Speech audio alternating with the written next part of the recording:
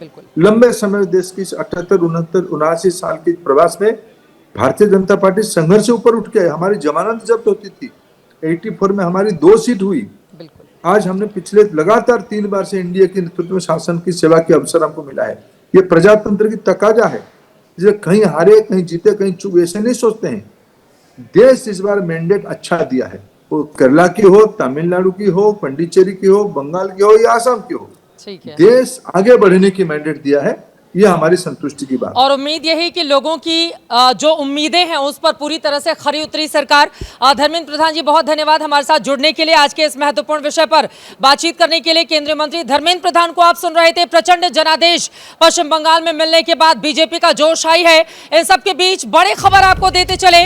बड़ी खबर आ रही है, पश्चिम बंगाल में मुख्यमंत्री ममता बनर्जी राज्यपाल से मिलने के लिए जा सकती हैं थोड़ी देर के बाद। ये बड़ी जानकारी, बड़ी खबर इस वक्त की निकल कर आ रही है। अभी काउंटिंग सेंटर पर ममता बनर्जी की मौजूदगी है, राज्यपाल से मिल सकती हैं। तो क्या राज्यपाल से मुलाकात करके इस्तीफा सौंपेंगी, क्या अपनी हार को स्वीकार करेंगी? हालांकि ममता बनर्जी की ओर से आज दोपहर 12 बजे के आसपास कहा गया था कि जब तक सूरज डूब न जाए काउंटिंग सेंटर पर हमारे लोग बने रहें, हिलने की जरूरत नहीं है। अपने तमाम कार्यकर्ताओं को आगाह करने की कोशिश ममता बनर्जी की ओर से की गई थी, लेकिन अभी अंतर इतना बड़ा हो चुका है। बीजेपी 199 सीटों के साथ, टीएमसी बहुत ज्यादा पीछे सिर्फ 88 सीटों के साथ। ऐसे में माना यही जा रहा है कि ममता बनर्जी के पास अब कोई चारा, कोई ऑप्शन बचा नहीं है और ममता बनर्जी राज्यपाल से मुलाकात करके क्या अपना इस्तीफा देंगी, ये बड़ा सवाल बना हुआ है। ममता बनर्जी के हर एक एक्शन पर सभी की निगाह इस वक्त टिकी हुई है। हमारे साथ तमाम खास मेहमान जुड़े हुए हैं। आफरीदा हुसैन, वरिष्ठ पत्रकार, असम की एक्सपर्ट हमारे साथ मौजूद हैं। बीजेपी 100 पार जा चुकी है। किशोर जी, वरिष्ठ पत्रकार, तमिलनाडु के एक्सपर्ट, स्टूडियो में हमारे साथ मौजूद हैं। तमिलनाडु में डीएमके के लिए कुछ बचा नहीं, सुपड़ा साफ हुआ, टीवी के सबसे बड़ी पार्टी बनकर उभरी है। जयंत भट्टाचार्य जी, वरिष्ठ पत्रकार, बंगाल के एक्सपर्ट हमारे साथ जुड़े हुए हैं। दिबांग हमारे साथ वरिष्ठ पत्रकार, हमारे सहयोगी आ चुके हैं। मेघा प्रसाद हमारे साथ लगातार जुड़े हुए हैं। सैयद जफर इस्लाम जी, प्रवक्ता भारतीय जनता पार्टी के, हमारे साथ जुड़ चुके हैं। महिमा सिंह जी, प्रवक्ता कांग्रेस पार्टी की, भी हमारे साथ जुड़ चुकी हैं। और राम प्रकाश जी, टीएमसी के समर्थक है, वो भी हमारे साथ आ चुके हैं। लेकिन सबसे पहले दिबांग, आपके पास आते हुए, ममता बनर्जी राज्यपाल से मिलने का समय मांगी है, क्या इस्तीफा दे सकती है? अब हार स्वीकार कर लेंगी ममता बनर्जी? बिल्कुल, अब तो इस्तीफा से दे देना चाहिए उनको। और अच्छी बात है कि उन्होंने सारे परिणाम आने से पहले ही ये फैसला किया कि वो टाइम लेना चाहती है। अच्छी बात है। आपको लग रहा है ऐसा कर देंगी आराम से, क्योंकि ममता बनर्जी इतनी जल्दी हार मानने वालों में से है नहीं? हार नहीं मानेंगी, पर ऐसा नहीं कि वो एंटी डेमोक्रेटिक हैं। ये तो लोकतंत्र की चीज़ है कि आपका जब समर्थन नहीं आ रहा तो आप राज्यपाल से मिलिए, इस्तीफा दीजिए। और वो अगर ऐसा कर रही हैं तो एक अच्छा संदेश है। उनको ये भी अपील करनी चाहिए, बीजेपी वालों को भी करनी चाहिए कि हिंसा न हो। यही तो हमारे लोकतंत्र की खासियत है कि बीजेपी ने टीएमसी के किसी भी दुकान, घर के आगे जाकर नारेबाजी पर रोक लगा दी है अपने कार्यकर्ता। यही तो लोकतंत्र की हमारी खासियत है कि कितने भी बड़े से बड़े, कितने भी मजबूत से मजबूत मंत्री, मुख्यमंत्री, प्रधानमंत्री हों, लोगों ने आपको लाल झंडा दिखाया तो आप अपना इस्तीफा दिए और अगली बार के लिए तैयारी शुरू की है, बात खत्म। तो भगवा झंडा दिखा दिया ना दीदी को, लाल झंडा तो उन्होंने दिखाया था जब लेफ्ट की सरकार को उखाड़ के फेंका था। अभी तो भगवा झंडा दिखा दिया, दिख गया दीदी, टाटा बाय बाय। मैं देख रहा हूँ कि आप रंगों से खेलना चाहती हैं और खूब रंगों से आप खेल रही हैं। अच्छी बात है, खेल सकती हैं, और ऐसा नहीं है, आप बिल्कुल जायज़ खेल रही हैं। तो मैं वही कह रहा हूँ कि ये लोकतंत्र की खासियत है, इसीलिए हम एक लोकतंत्र हैं। इसीलिए हम कोई अफ्रीकी देश नहीं है कि वहाँ इमरजेंसी लगा देंगे और सब, हम तो इस्तीफा देते ही नहीं हैं। लगातार दे रहे हैं लोग इस्तीफा, जाते हैं अपना अगली बार चुनाव की तैयारी करते हैं। और इसमें हिंसा नहीं होनी चाहिए। ये जो शुरुआती खबर आई, अभी बड़ी खबर आ रही है कि भवानीपुर का जो काउंटिंग सेंटर है वहां पर ममता बनर्जी की मौजूदगी है और वहीं पर शुभेंदु अधिकारी भी हैं। शुभेंदु अधिकारी भवानीपुर सेंटर, हालांकि ममता बनर्जी की बढ़त लगातार काफी ज्यादा थी भवानीपुर से, लेकिन दोनों ही काउंटिंग सेंटर के अंदर मौजूद है। ये क्या हो रहा है, क्या समझ में आ रहा है? बहुत, मुझे लगता है एक अच्छा मौका है। एक आप जैसे पत्रकार को वहाँ होना चाहिए और ये कहना चाहिए कि सर आप लोग दोनों आइए और कम से कम एक दूसरे से साथ कंधे पे कंधा मिलाकर ये कहिए कि कोई हिंसा नहीं होगी। हमारी अगर हार हो रही है तो हम अपने घर जा रहे हैं, लड़ने नहीं जा रहे हैं। इस वक्त हमारे साथ अहमद बिलाल, हमारे सहयोगी, जुड़ चुके हैं, सीधे काउंटिंग सेंटर से ही हमारे साथ जुड़े हुए हैं। बिलाल, अभी भवानीपुर काउंटिंग सेंटर पर काउंटिंग रुक गई है, काउंटिंग रुक गई है। शुभेंदु, ममता बनर्जी दोनों ही वहां पर मौजूद हैं, और क्या खबर बिलाल?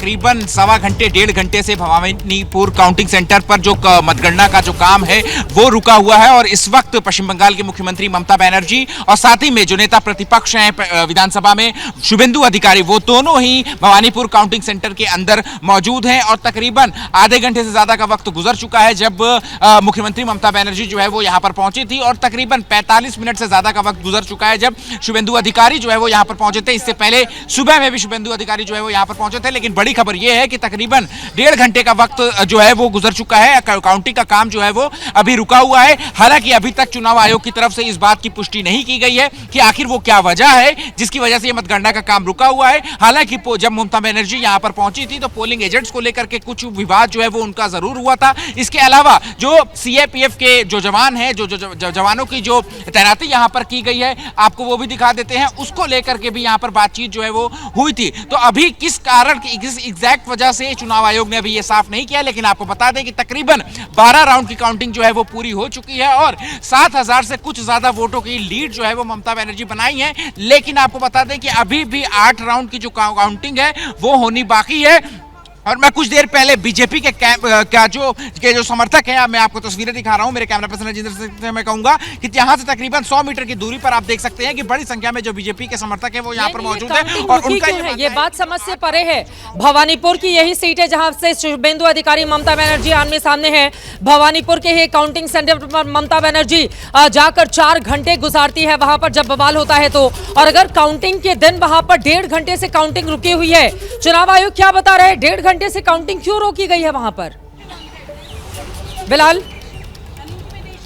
बिल्कुल चित्रा, देखिए आपको बताना चाहूंगा कि अभी तक चुनाव आयोग की तरफ से यह साफ नहीं किया गया है कि काउंटिंग जो है वो किस वजह से रुकी हुई है। कयासों का दौर जो है वो जरूर है, लेकिन मैं आपको बता दूं कि पोलिंग एजेंट, जब ममता बनर्जी यहां पर काउंटिंग सेंटर पर पहुंची थी तो पोलिंग एजेंट्स को लेकर के विवाद जरूर हुआ था, उनकी एंट्री को लेकर के विवाद जरूर हुआ था, लेकिन उसकी वजह से क्या मतगणना रुकी हुई है या फिर कोई और वजह भी हो सकती है। लेकिन बड़ी खबर जो मैं आपको ये बता रहा हूं कि 12 राउंड की वोटिंग के बाद ममता बनर्जी ने 7,000 वोटों की लीड जरूर बना रखी है, लेकिन जो बीजेपी के समर्थक हैं उनका यह कहना है कि जो बाकी के जो 8 राउंड की गिनती बची हुई है वो उसमें बीजेपी के इलाकों, यानी कि जिन इलाकों की काउंटिंग बची हुई है वहां पर बीजेपी जो है वो मजबूत स्थिति में है, शुभेंदु अधिकारी जो है वो मजबूत स्थिति में है। ऐसे में जो एकदम नेक टू नेक फाइट जिसको कहते हैं वो यहां पर भवानीपुर में जो है देखने को मिल रही है और जो उम्मीद जताई जा रही है इसी वजह से भी जो दोनों हाई प्रोफाइल कैंडिडेट है, चाहे ममता बनर्जी की बात कर ले या फिर शुभेंदु अधिकारी की बात कर ले, वो दोनों तकरीबन जो है वो 1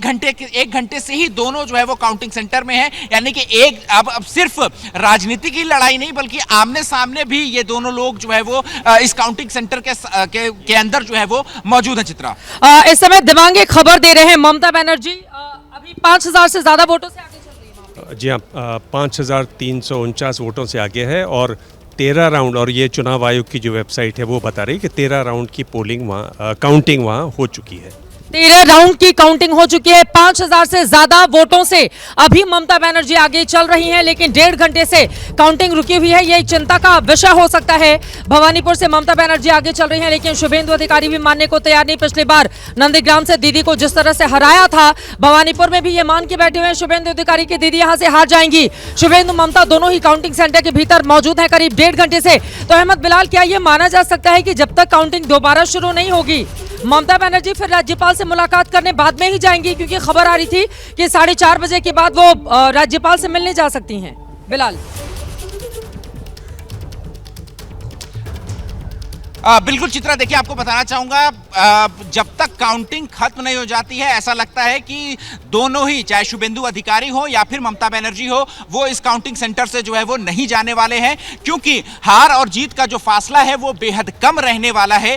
इस वजह से भी जो कैंडिडेट हैं, जो उम्मीदवार हैं, वो हर तरीके से जो है वो कोशिश यही करेंगे कि जब उस कम हार जीत का फासला जो है वो तय किया जाए तो वो उस वक्त जो है वो वहां पर मौजूद रहें, ताकि किसी भी तरीके की आशंका की गुंजाइश जो है वो ना रहने पाए। तो तकरीबन आपको बता दें कि कुछ ही राउंड की जो मतगणना है, तकरीबन 7 राउंड की जो मतगणना है वो अभी होनी बाकी है। उसमें कितना वक्त लगेगा, क्योंकि अभी तकरीबन 1 घंटे 1.25 घंटे से जो काउंटिंग है वो यहाँ पर बंद है। बड़ी खबर आ रही है इस समय। बड़ी खबर हमारी किस संवाददाता की ये खबर है, जल्दी से उनको कनेक्ट करेंगे।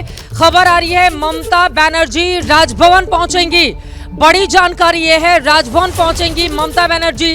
राजभवन पहुंचकर राज्यपाल को क्या इस्तीफा सौंपेंगी ममता बनर्जी, जो शाम तक सूरज डूबने का इंतजार कर रही थी। उन्होंने कहा था कि जब तक सूरज डूबता नहीं है हम हार नहीं मानेंगे। अपने कार्यकर्ताओं को भी जहां तहां पूरी तरह से मुस्तैद होने के लिए दीदी की ओर से कहा गया था। राज्यपाल से मिलने जा सकती हैं ममता बनर्जी, अभी काउंटिंग सेंटर पर मौजूद है, जैसा कि ब्रेकिंग में लगातार आप देख रहे हैं। और ममता बनर्जी इसलिए भी रुकी हुई हैं क्योंकि 1.5 घंटे से भवानीपुर की जो काउंटिंग है वो अभी रुकी हुई है। सर जफर इस्लाम जी, सीधे आपके पास आते हुए, देखिए ममता बनर्जी चुनाव हार रही हैं, 89 पर टीएमसी, 198 पर भारतीय जनता पार्टी, लेकिन ओपोनेंट विरोधी विपक्षी पार्टी के तौर पर ममता बनर्जी का पूरा जेस्चर लड़ाकू महिला वाला रहा है।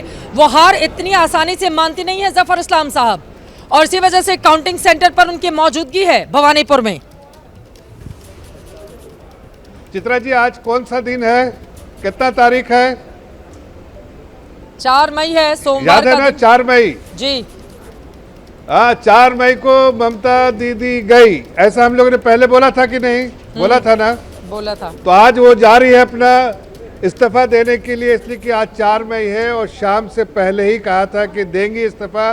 जनता का मैंडेट उनके खिलाफ है, जो उन्होंने मिसरूल किया है 15 साल, वो एडमिनिस्ट्रेटिव फेलियर जो उन्होंने तुष्टिकरण की, जो उन्होंने करप्शन को बढ़ावा दिया। जनता की आवाज़ थी, 4 मई को जानी चाहिए, बदलाव चाहिए। वो आज बदलाव मिल रहा है। जनता की आवाज़ के साथ भारतीय जनता पार्टी खड़ी रही, खूब सारी झालमुड़ी खाकर बैठे हुए हैं।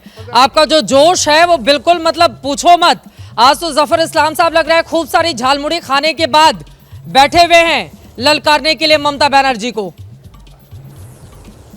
अरे भाई, हम तो झालमुड़ी खाया अभी थोड़ी देर पहले, हमारा झालमुड़ी चल रहा है इधर।